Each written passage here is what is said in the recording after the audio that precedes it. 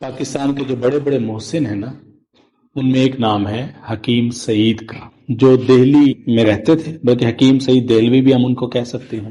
وہاں کا حکمت میں ان کا ایک بڑا خانوادہ تھا۔ ریسرچ پروڈکٹ وہ روح افزا ہے جو دلی میں بنائی گئی تھی۔ پورا انڈیا، پورا پاکستان، پورا بنگلہ دیش، ان تینوں ملکوں میں تو خاص طور پر پسند کی جاتی ہے۔ میں عرض کر رہا تھا کہ حکیم سعید جو ہے نا بڑے نظریاتی آدمی تھے اور تحریک پاکستان کے سرگرم رکن تھے، اور ان کی نہیں بڑے جڑیں مضبوط تھی دلی میں۔ جڑیں اس طرح مضبوط تھی کہ انہوں بہت بڑی لیبارٹری تھی، بہت بڑا ان کا وہاں مطب کہہ لیں یا شفا خانہ کہہ لیں، بہت بڑا تھا۔ بڑی تحقیقات تھی، خاندانی حکیم تھے، باپ دادا کے پتہ نہیں کتنی تحقیقات انہوں نے کی تھی۔ روح افزا بھی وہیں بنا تھا۔ پھر جب پاکستان بنا تو حکیم سعید پاکستان آ گئے، کیونکہ نظریاتی آدمی تھے۔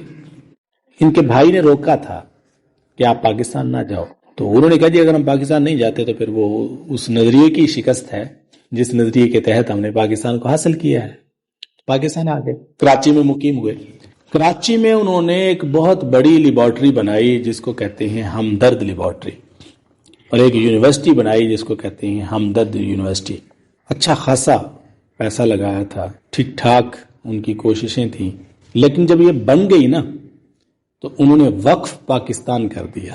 آج بھی آپ روح افزا کی بوتل دیکھیں گے یا ہمدرد کی کوئی بھی چیز دیکھیں گے تو اس کے اوپر لکھا ہوگا وقف پاکستان۔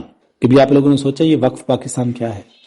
انہوں نے اپنی یہ ساری جتنی بھی سرمایہ تھا یہ پاکستان کے نام وقف کر دیا تھا کہ اس کا جتنا بھی نفع ہوگا وہ پاکستان کے حکومت پاکستان کے خزانے میں جائے گا۔ ایسے لوگ بھی تھے، میں نے کہا نا ایسے لوگ بھی ہمارے دیش واسی رہے ہیں۔ اور ان کی جو بیٹی تھی غالباً اکلوتی سعدیہ سعید، وہ اسی ہمدرد لیبارٹری میں ملازم کے طور پر کام کرتی رہی تھی۔ ایسے لوگ تھے۔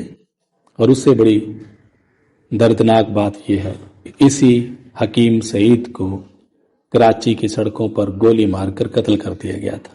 جب ان کے قتل کی خبر دلی پہنچی تھی ان کے بھائی کے پاس، انہوں نے ایک جملہ بولا تھا، بڑا لافانی جملہ ہے، کاش آپ سمجھ پائیں۔ اس نے کہا تھا کہ ہم تو کوفے میں رہ رہے ہیں، تمہیں مدینے میں کس نے مار دیا؟ تم تو مدینے گئے تھے نا ہجرت کر کے، ہمیں کوفہ میں چھوڑ کر۔ ہم تو ٹھیک ہیں کوفے میں، تو ہمارے ساتھ ایسا ہوا۔ اور بھی بہت سارے لوگ تھے جو صحیح معنوں میں پاکستانی تھے۔ تو صرف پاکستان کو نوچنے والے ہی نہیں، پاکستان کو دینے والے بھی لوگ پاکستان میں موجود تھے۔ وہ کہ ہم نے ان لوگوں کی قدر نہیں کی